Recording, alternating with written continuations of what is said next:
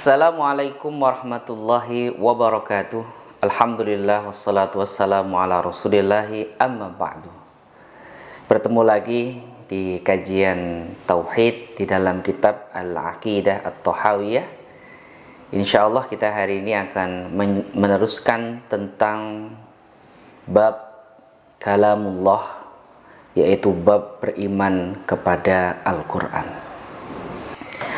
Musannif mengatakan, wa innal qur'ana kalamullah, dan sesungguhnya Al-Quran ini adalah firman Allah.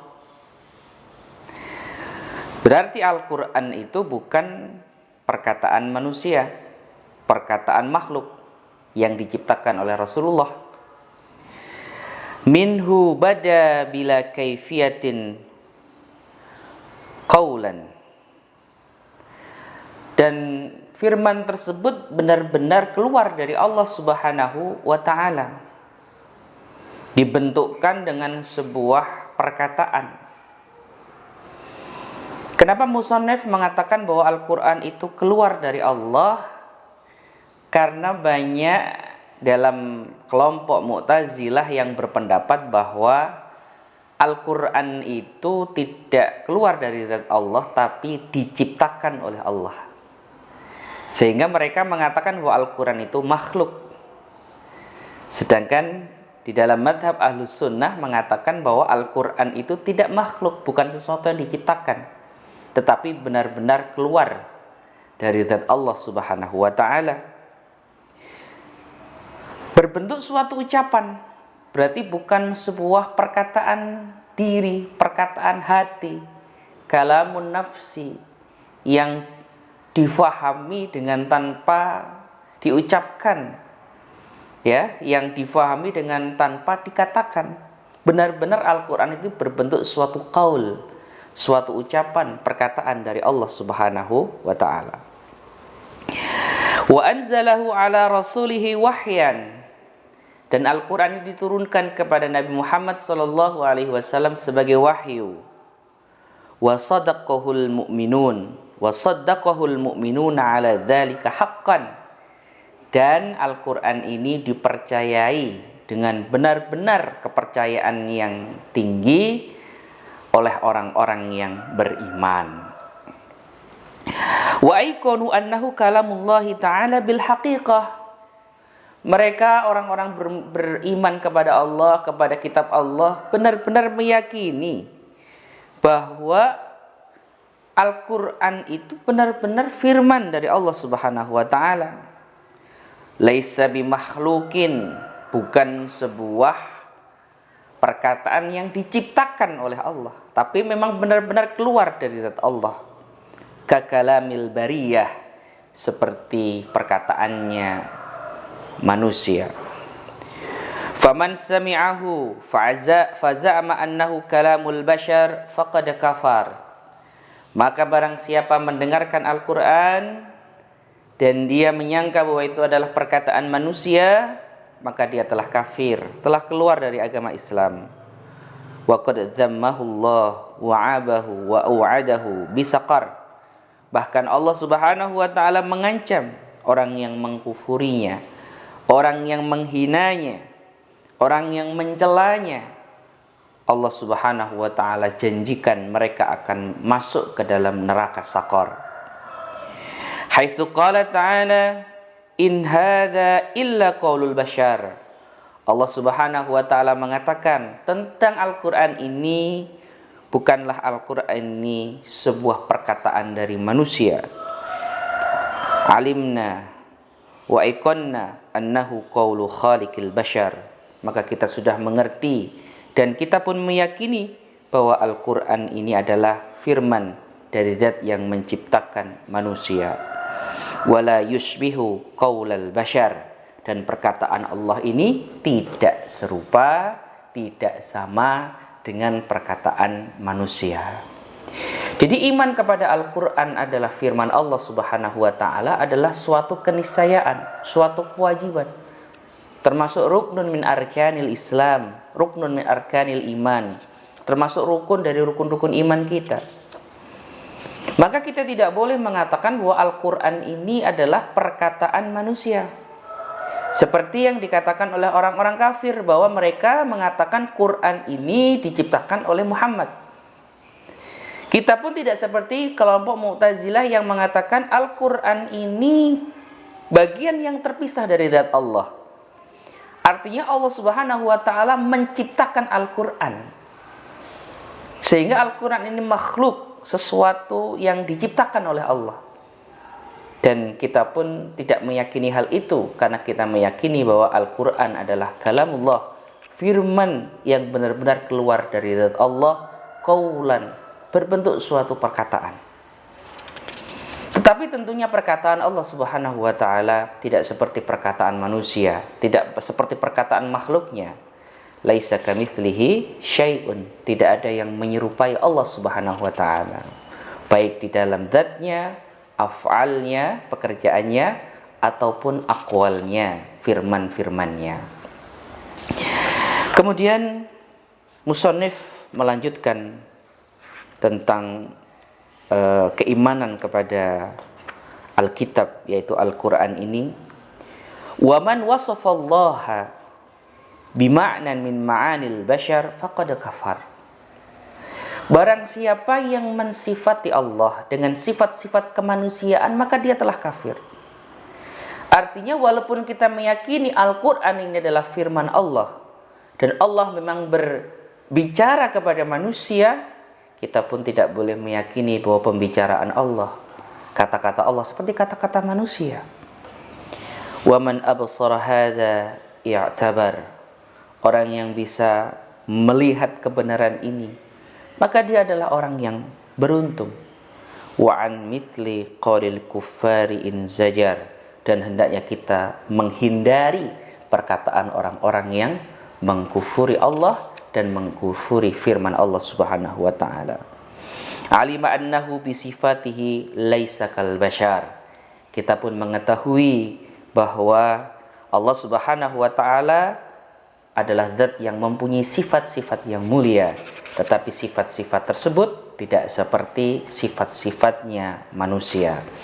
Allah mempunyai sifat as-sami', maha mendengar, tetapi cara mendengar Allah pasti berbeda dengan cara mendengar manusia. Kita pun beriman Allah Subhanahu wa ta'ala mempunyai sifat al-basir, zat yang maha melihat. Tapi tentunya Allah Subhanahu wa ta'ala cara melihatnya berbeda dengan kita manusia ini. Dan Allah Subhanahu wa ta'ala pun mempunyai sifat al-kalam, berbicara. Dan kita pasti meyakini bahwa cara berbicaranya Allah Subhanahu wa ta'ala ini berbeda dengan cara bicara makhluk atau cara bicara manusia. Kemudian musannif melanjutkan bahasan tentang iman kepada melihat Allah Subhanahu wa ta'ala. Musannif mengatakan warru'yatu haqqun. Jadi melihat Allah itu adalah suatu kebenaran. Li ahlil jannah, melihat Allah tersebut nanti bisa kita gapai, nanti kita bisa lihat ketika kita sudah masuk ke dalam surganya Allah Subhanahu wa ta'ala. Dan ini pun berselisih pemahaman Ahlussunnah wal Jamaah dengan Mu'tazilah, dengan Jahmiyah, dengan Khawarij, dengan Imamiyah. Mereka mengatakan bahwa Allah Subhanahu wa ta'ala tidak bisa dilihat. Zat Allah terlalu agung untuk bisa dilihat mata yang lemah ini. Zat Allah Subhanahu wa ta'ala tidak bisa dijangkau dengan penglihatan mata manusia. Inilah pemahaman dari Mu'tazilah, Jahmiyah, dan juga Khawarij. Tetapi Ahlussunnah mengatakan tidak. Warru'yatu, melihat Allah Subhanahu wa ta'ala haqqun li ahlil jannah, benar-benar nyata, benar-benar akan kita lihat Allah itu nanti ketika kita di surga. Bi ghairi ihatatin wala kaifiyatin. Cara melihatnya tidak bisa kita bayangkan, tidak bisa kita menerka-nerka. Kama nataqa bihi kitabu rabbina, seperti yang sudah difirmankan oleh Allah di dalam Alkitab, wujuhu yauma idin nadhirah. Wajahnya orang-orang ahli surga nanti pada hari kiamat di dalam surga Allah bercahaya, ila rabbiha nadhirah, dan mereka akan bisa melihat kepada Tuhannya. Wa tafsiruhu ala ma aradallahu ta'ala. Menafsirkan hal ini tentunya kita harus melihat tafsir seperti yang dikehendaki oleh Allah Subhanahu wa taala. Wa ilmihi, dan juga dengan pengetahuan Allah. Wa kullu ma jaa fi dzalika min al-hadits sahih an Rasulillah sallallahu alaihi wasallam fa huwa kama qala. Dan perkataan Allah Subhanahu wa taala bahwa kita nanti akan melihat Nabi Muhammad pun dikuatkan dalam hadis-hadis sahih, hadis-hadis yang diriwayatkan dari Nabi Muhammad sallallahu alaihi wasallam, bahwa nanti kita ketika di surga akan bisa melihat Allah Subhanahu wa taala. Apakah benar-benar melihat ya Rasulullah? Iya. Seperti engkau melihat bulan purnama terlihat oleh mata engkau. Maka wa ma'nahu ala ma arada, kita harus menafsirkan ayat ila rabbiha nadhirah. Kita nanti akan melihat Allah pada hari kiamat, benar-benar melihat. Karena ada yang mentakwil bahwa melihat Allah pada hari kiamat itu bukan hakikatnya melihat, tetapi melihat kebesaran Allah, melihat nikmat Allah, bukan melihat zat Allah. Ini adalah perkataan Mu'tazilah. Mereka berkata, menafsirkan ila rabbiha nadhirah, nanti orang beriman akan melihat Tuhannya, ditafsirkan dengan satu ayat, lan tarani, engkau tidak akan pernah bisa melihatku. Ya, kemudian di ayat yang lain, la tudrikuhul absar, Allah Subhanahu wa taala tidak bisa dijangkau oleh mata manusia. Memang benar, kita tidak akan pernah bisa melihat Allah, dan mata kita sekarang ini tidak mampu melihat Allah Subhanahu wa taala. Bahkan Nabi Musa alaihissalam pun tidak bisa melihat Allah Subhanahu wa taala. Tetapi ini hukum tidak bisa melihat Allah ini hanya berlaku di dunia. Sedangkan di akhirat kita tetap akan bisa melihat zat Allah Subhanahu wa taala. Karena firman Allah Subhanahu wa taala ila rabbiha nadhirah ditafsirkan oleh Rasulullah Muhammad sallallahu alaihi wasallam, benar-benar kita akan bisa melihatnya, yaitu ketika kita sudah di dalam surga, di dalam tempat yang begitu dekat dengan Allah Subhanahu wa taala. La nadkhulu fi dzalika muta'awwilina bi ara'ina. Kita enggak boleh mentakwil-takwil melihat Allah dengan melihat kekuasaannya Allah, melihat nikmatnya Allah, tidak bisa. Wala mutawahhimina bi ahwa'ina. Kita enggak boleh mempunyai persangkaan yang tidak-tidak mengenai ayat tersebut. Fa innahu ma salima fi dinihi illa man salima lillah azza wa jalla wa li rasulih. Karena tidak bisa orang selamat keyakinannya kecuali dia harus mengikuti apa yang ditunjukkan oleh Allah Subhanahu wa taala dan apa yang ditunjukkan oleh Rasulnya. Waraddu ilmi ma ishtaba alaihi ila alimihi, dan mengembalikan pengetahuan tentang melihat Allah ini ya, dari sesuatu yang samar baginya, ragu baginya, agar mereka mengembalikannya kepada orang yang mengetahui. Siapa orang yang paling mengetahui tentang tafsir ini? Yaitu Rasulullah Muhammad sallallahu alaihi wasallam. Selanjutnya musannif mengatakan wala tasbutu qidamul Islam illa ala dhahri taslimi wal istislam. Dan tidak bisa tetap keislaman seseorang kecuali benar-benar dia harus menyerah kepada Allah dan juga istislam, memaknai sesuatu dengan apa yang dikehendaki oleh Allah Subhanahu wa taala. Artinya keimanan seseorang tidak bisa terlalu dijangkau atau tidak bisa terlalu masuk ke dalam logika kita. Karena otak manusia itu lemah, pengetahuan manusia itu terbatas. Sehingga ketika keyakinan itu harus masuk ke dalam akal kita, maka tentunya keimanan tersebut akan menjadi sesuatu yang diragukan. Karena tidak semua bisa dijangkau oleh akal manusia. Sehingga prinsip dari kita beragama Islam ini adalah at-taslim wal istislam. Kita harus menyerah dan berserah diri sepenuhnya kepada Allah Subhanahu wa taala. Ketika ada informasi yang diinformasikan oleh Allah Subhanahu wa taala kepada kita, ya sudah, kita terima dengan apa adanya. Ketika otak kita tidak mampu menjangkaunya, kita mengembalikan hal itu kepada Allah Subhanahu wa taala dengan tidak menafsirkan sesuatu tafsir yang tidak dikehendaki oleh Allah Subhanahu wa taala. Faman rama, musannif melanjutkan, faman rama ilmu ma hadara anhu ilmuhu wa lam yaqna bit taslimi fahmuhu hajabahu maramuhu an khalisi tauhid wa safil ma'rifah wa sahihil iman. Maka barang siapa yang tetap berprasangka, tetap menafsirkan sesuatu yang dia tidak fahami, dan dia tidak mau berpasrah diri kepada informasi yang diberikan oleh Allah dan Rasulnya, maka dia akan terhalang dari kemurnian tauhid, kemurnian akidah, dan bersihnya suatu pengetahuan serta kebenaran dari sebuah keimanan. Iman itu bukan hanya menyangkut logika manusia. Ya, logika kita tidak bisa menjangkau kebenaran adanya surga, adanya neraka. Logika kita tidak bisa menjangkau tentang kebenaran wujudnya malaikat, tidak bisa menjangkau. Tetapi kita mengimani itu semuanya dengan mendapatkan informasi dari firman Allah Subhanahu wa taala. Begitu juga kita beriman nanti ketika hari kiamat kita bisa melihat Allah Subhanahu wa taala, kita pun mendapatkan informasi tersebut dari Allah Subhanahu wa taala.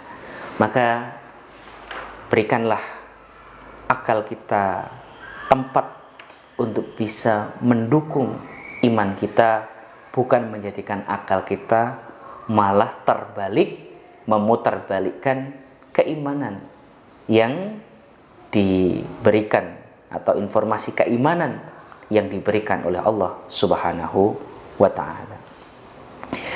Fayatadzabzabu bainal kufri wal iman. Lihat, orang yang terlalu melogika, orang yang jatuh di dalam filsafat, orang yang mengesampingkan dalil qat'i, sebuah penjelasan Allah yang jelas, dan memilih untuk berlogika, fayatadzabzabu bainal kufri wal iman, maka dia akan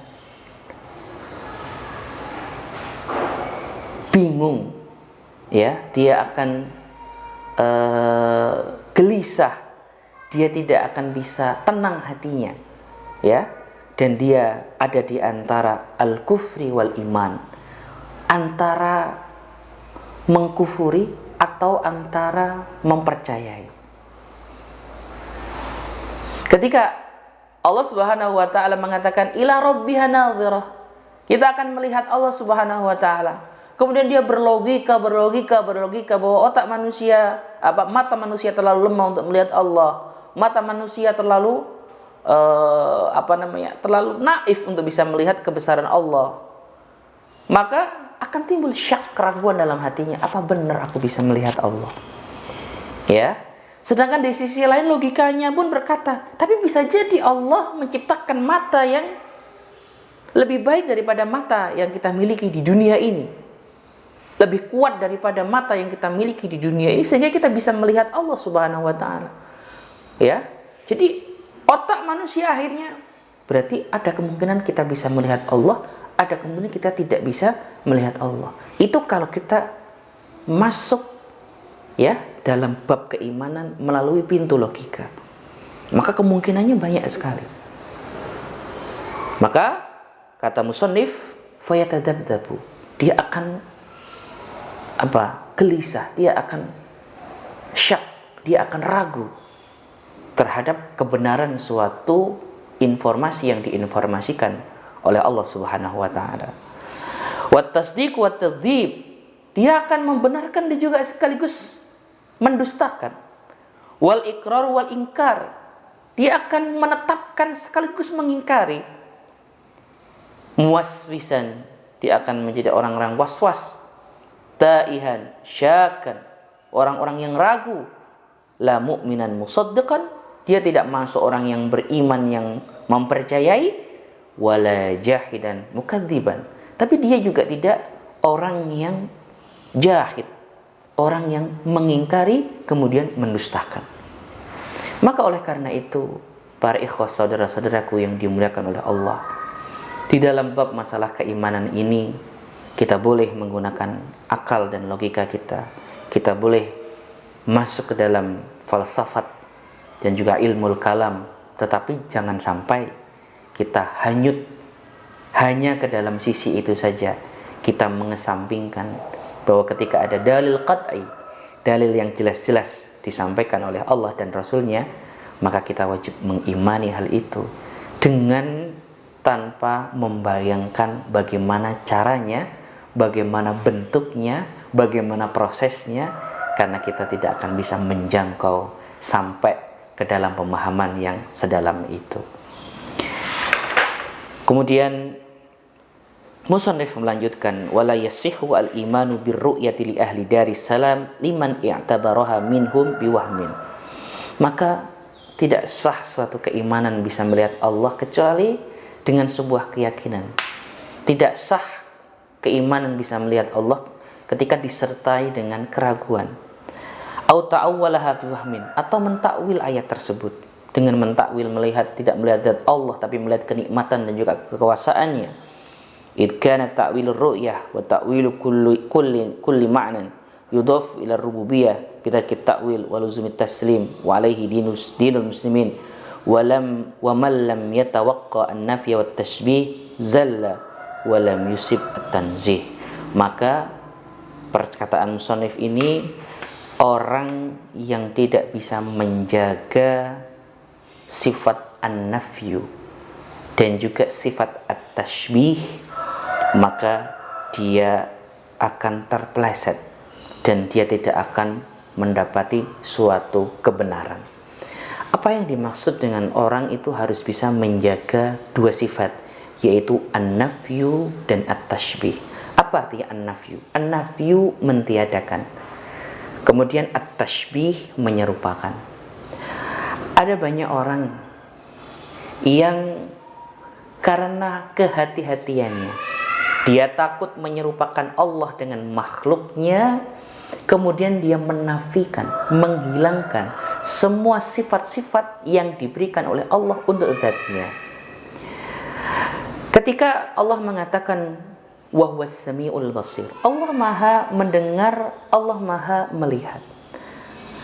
Tetapi logika manusia berpikir bahwa ketika Allah ini zat yang mempunyai sifat, maka dia akan seperti makhluknya. Harusnya zat Allah itu adalah zat yang esa, yang tidak tersusun dan tidak ada sifat-sifat yang melekat pada zatnya. Sehingga gara-gara dia ingin sekali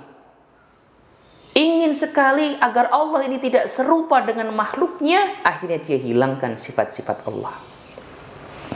Mu'tazilah mengatakan bahwa Allah Subhanahu wa ta'ala tidak seperti makhluknya, sehingga ketika Allah ini nanti berbicara, Allah akan mirip dengan makhluknya. Sehingga sifat al-kalim, sifat berbicara, ini dihilangkan oleh Mu'tazilah. Sehingga mereka tidak mengimani bahwa Al-Quran ini adalah firman Allah Subhanahu wa ta'ala. Mereka mengalami suatu kebingungan beranjak dari an-nafyu, menafikan sifat-sifat Allah Subhanahu wa ta'ala, gara-gara mereka takut menyerupakan Allah dengan makhluknya. Ya, sebaliknya juga kita tidak boleh terlalu at-tashbih, menyerupakan Allah. Ketika kita mengatakan bahwa Allah ini berjalan di atas pasir, Allah Subhanahu wa ta'ala ini berdiam bertempat. Allah Subhanahu wa taala ini mempunyai sifat-sifat manusia, ya, tertawa, menangis, bersedih, senang dan yang lain-lain.